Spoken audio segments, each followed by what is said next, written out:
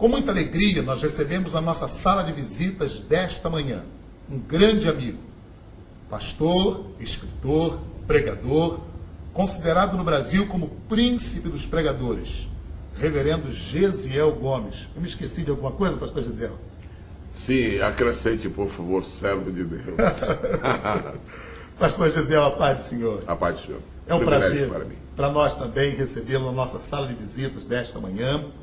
E eu gostaria que o senhor contasse um pouco da sua vida, do seu ministério, da experiência marcante que o senhor tem tido com Deus ao longo desses 48 anos de ministério.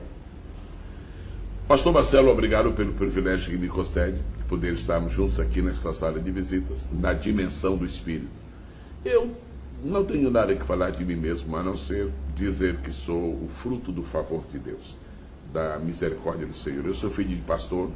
Meu pai foi ministro do Evangelho por 50 anos nesta nação brasileira e herdei dele, por um favor de Deus, o amor à sua palavra, o amor à palavra de Deus.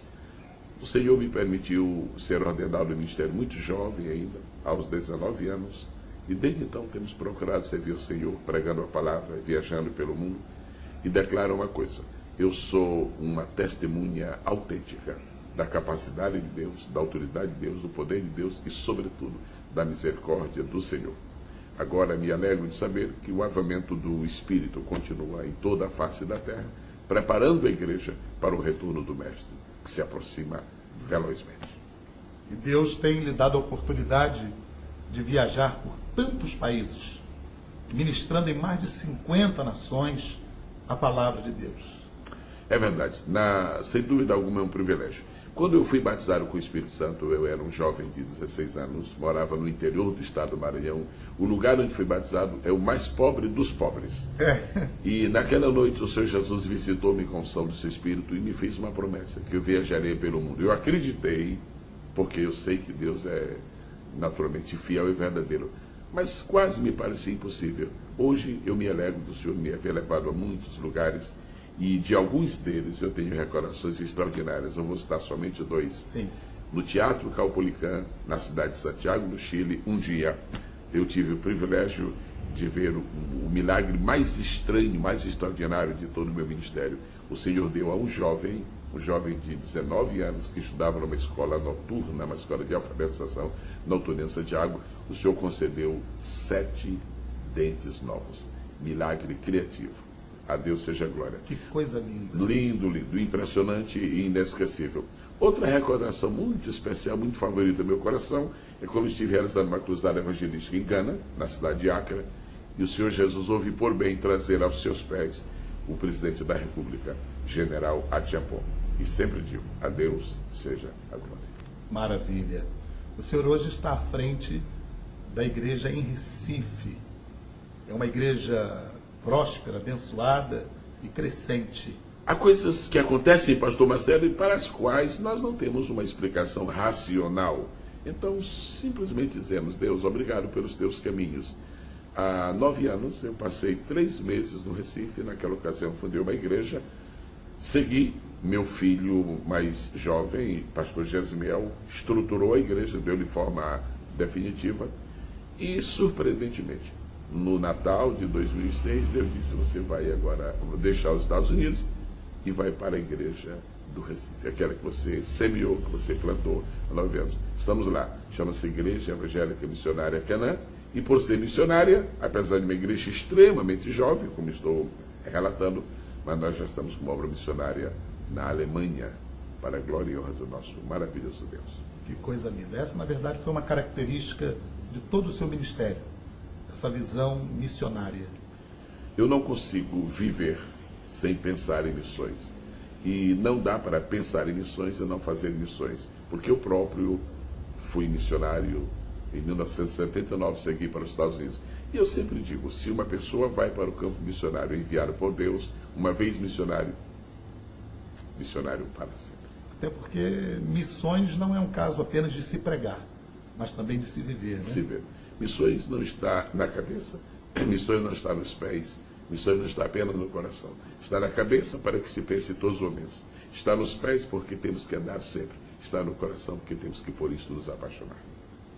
Agora, como se não bastasse o seu próspero ministério de pregação, de ser um evangelista também, Deus tem lhe dado a graça e a habilidade de escrever. E muita gente tem sido abençoada através dos seus livros. São quantos, pastor Gisel? É uma pena, eu podia ter produzido muito mais para o Senhor, mas eu quero ver se eu faço. Até agora são 43. O último dos quais é aquele livro Onde Encontrar na Bíblia, de cerca de 400 páginas, editado pela Central Gospel. E eu louvo a Deus porque eu estou informado de que está abençoando muitas pessoas. A Bíblia Sagrada diz que Deus ordenou a Moisés: escreve estas coisas num livro. Nós pregamos numa tribuna, centenas de pessoas nos ouvem, e pode ser que isto termine ali mesmo. Se nós podemos levar esta mensagem para a letra de forma, podemos transformar num livro, milhares e milhares podem ser beneficiados. Por isso que nós temos hoje este livro. Livros nunca serão de cena, porque a Bíblia está escrita em livro. E é interessante porque quando a gente escreve, as ideias se perpetuam, né? Sim, e gerações sucessivas podem ser abençoadas pela mensagem escrita. Graças a Deus pelos livros que existem. Eu dou muitas graças a Deus por escritores melhores do que eu. Aliás, todos são melhores do que eu. Mas dou graças a Deus porque também me chamou para servir ao Senhor nesta área. Aliás, vamos falar a verdade, eu estou falando como escritor. E aproveito a oportunidade para felicitá-lo pelo lançamento dos seus 2 livros, O Ribeiro de Querite, algo excepcional. Eu quero aproveitar o momento para recomendar, por favor. Se você ainda não leu O Ribeiro de Querite, você precisa ler A Universidade do Querite, na qual Elias foi formado e foi aprovado com distinção. O outro livro, Contagem Regressiva, eu li agora mesmo, há 3 dias, quando estive aqui, fui ricamente abençoado. Eu aproveito a oportunidade para me congratular com... Só lhe digo uma coisa, 2 não bastam. Né? Escreva 3, 4, 10, 15, 20. É ministério que Deus dá. Então, cumpre o teu ministério. Eu me sinto motivado Amém. a escrever mais.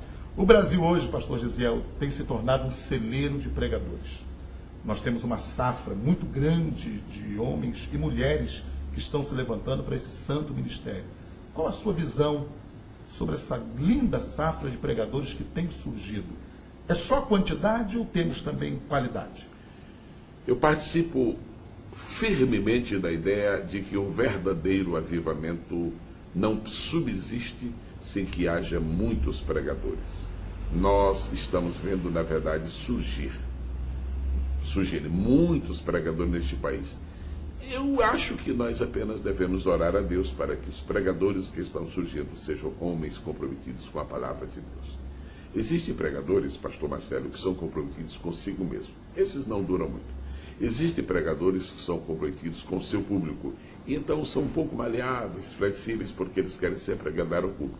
Mas há uma terceira classe. Essa classe que está abençoando o mundo, esta classe que está fazendo o reino de Deus expandir, esta classe que está recebendo a confirmação do Senhor, esta classe que está sendo usada por milagres, são os pregadores comprometidos com Deus. Eu me alegro de estar falando com um desta safra.